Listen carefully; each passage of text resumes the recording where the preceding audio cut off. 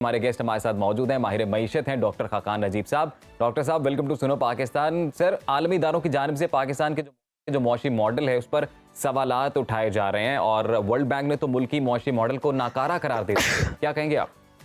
बिस्मिल्लाहिर्रहमानिर्रहीम। देखिए, पहले तो बात आपने सही रखी सामने कि इन द शॉर्ट रन आपको पाकिस्तान की जो मईशत के अशारिये हैं उनमें कुछ ग्रोथ हुई पहले 3 माह में। जो हमारे इस दफ़ा के क्वार्टरली स्टेटिस्टिक्स आए, एफबीआर की कलेक्शन भी ठीक है, आईएमएफ का प्रोग्राम भी चल रहा है।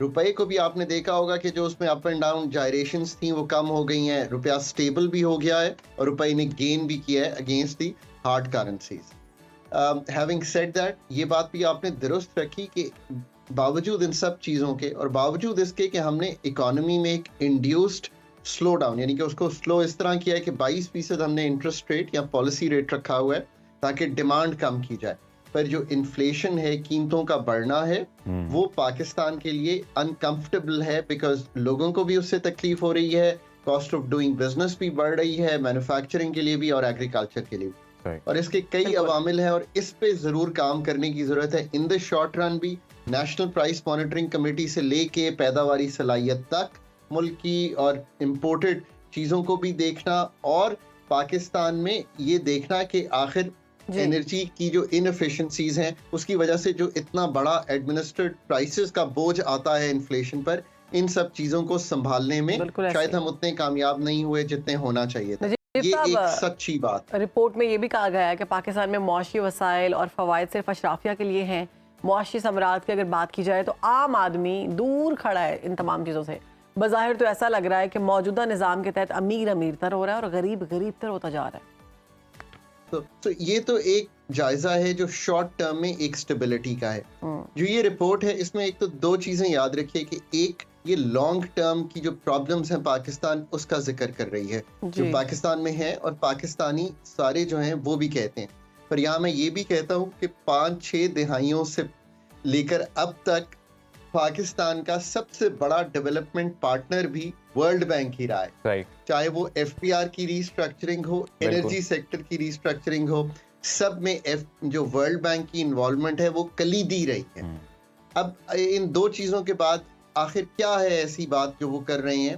देखिए, इसमें कोई ऐसी नई बात नहीं। वो ये कह रहे हैं कि एनर्जी सेक्टर जो है उसको ठीक करेंगे तो कीमतें बेहतर होंगी, एनर्जी की एफिशिएंसी बढ़ेगी। वो ये कह रहे हैं कि कुछ सेक्टर ऐसे हैं जिस पे आपने टैक्स नहीं लगाए हुए, मसलन रिटेल होलसेल, मसलन रियल एस्टेट, मसलन एग्रीकल्चर इनकम टैक्स। इसमें कोई ऐसी बिल्कुल नई बात नहीं है। अगर आप मेरे 1.5 साल के इंटरव्यूज देखें, मेरे अलावा जो इकोनॉमिस्ट्स पाकिस्तान पे बात करते हैं और इसको समझते हैं उनके इंटरव्यूज देखें तो सब ने यही बात बहुत अरसे से करना शुरू कर दी थी जो अब वर्ल्ड बैंक कह रहा है कि जी ये चीज़ें ठीक करें। ये तो हम बहुत अरसे से कह रहे हैं। फिर आप ये देखें जो हमारा ग्रोथ मॉडल है उसमें भी डॉक्टर साहब ऐसा ग्रोथ मॉडल, तमाम जो इकोनॉमिक एक्सपर्ट्स हैं वो ये बात कर रहे हैं, वर्ल्ड बैंक भी ये बात कर रहा है, तो फिर क्यों काम नहीं किया जा रहा? तो उसकी मेरे लिए तो बहुत ही क्लियर एक अंडरस्टैंडिंग है कि हम ये सब चीज़ें समझ कर भी इनको अमली जामा इसलिए नहीं पहना पा रहे कि हमने कभी भी पब्लिक सेक्टर में भी और इवन प्राइवेट सेक्टर में भी ऐसे जिसे कहेंगे कॉम्पिटेंस के लोग नहीं रखे और उसकी वजह से हमारा जो थिंकिंग प्रोसेस है पाकिस्तान का, मैं मिनहासल कौम बात कर रहा हूँ, वो आउटसोर्स है। इसकी आसान मिसाल मैं इस तरह देता हूँ कि अगर आप मुझसे ये पूछेंगे कि आजकल कौन से डॉक्यूमेंट के अंडर पाकिस्तान चल रहा है तो मैं आपको कहूंगा कि ये वही डॉक्यूमेंट है जो हमने आईएमएफ के साथ तय किया है। मैं आपको कोई पाकिस्तान की इंडस्ट्रियल पॉलिसी या पाकिस्तान का ट्रेड फ्रेमवर्क या इवन पाकिस्तान का बजट नहीं सामने रखूंगा बिकॉज मुझे मालूम है कि असल अहदाफ जो है वो तो वहीं पड़े हुए हैं, बिल्कुल, जो कि आईएमएफ के साथ है। तो पहली चीज ये है कि अपनी थिंकिंग वापस लीजिए। जो आने वाली हुकूमत है उस पर बहुत बड़ा बोझ है। एस्टैब्लिशमेंट ने कुछ काम किया है जिससे एक स्टेबिलिटी दिखाई दे रही है, पर ये स्टेबिलिटी आप कह रहे हैं कि हमें वर्ल्ड बैंक की माननी चाहिए, हमें आईएमएफ की नहीं माननी चाहिए? नहीं, मैं ये कह रहा हूँ कि हमें अपनी माननी चाहिए। अपनी सोच को खुद वापस लेकर कॉम्पिटेंट लोग इन इम्पोर्टेंट पोजीशंस लाने चाहिए। इसका ये मतलब नहीं है कि आपको टेक्नोक्रेट मिनिस्टर्स या प्राइम मिनिस्टर्स चाहिए। आपको technocracy advisers, special assistants professionals in the public sector चाहिए जो इन चीज़ों को अमली जामा पहना सके जिनकी हम गुफ्तगू करते हैं। जीप साहब, हम देख रहे हैं बिजली और गैस इंतहाई महंगी कर दी गई है, उसके नर्ख काफ़ी बढ़ा दिए गए हैं, उसके बावजूद जो गर्दिशी कर्जा है उसमें कमी नहीं आई। तो मेजर इशू है क्या हमारा? आपने सही चीज़ सामने रखी है, एनर्जी में कीमतों को बढ़ाना, और अब तो ये गैस और बिजली दोनों में हो गया है। 2100 अरब का गैस सेक्टर का सर्कुलर डेट है और मेरे ख्याल है लगभग 2600 अरब के करीब शायद पावर सेक्टर का है।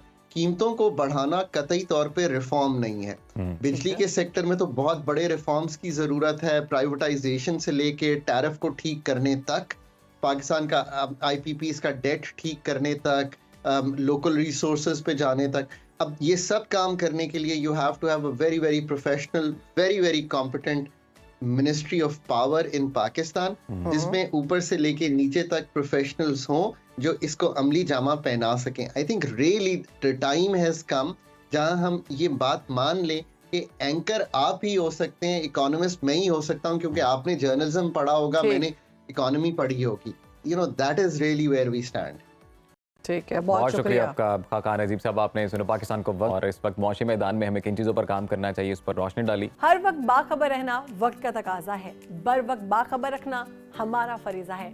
अभी सुनो न्यूज़ के YouTube चैनल को करें सब्सक्राइब, बेल आइकन पर करें क्लिक और मुल्की और गैर मुल्की खबरों से रहें बाखबर, यकीन के साथ।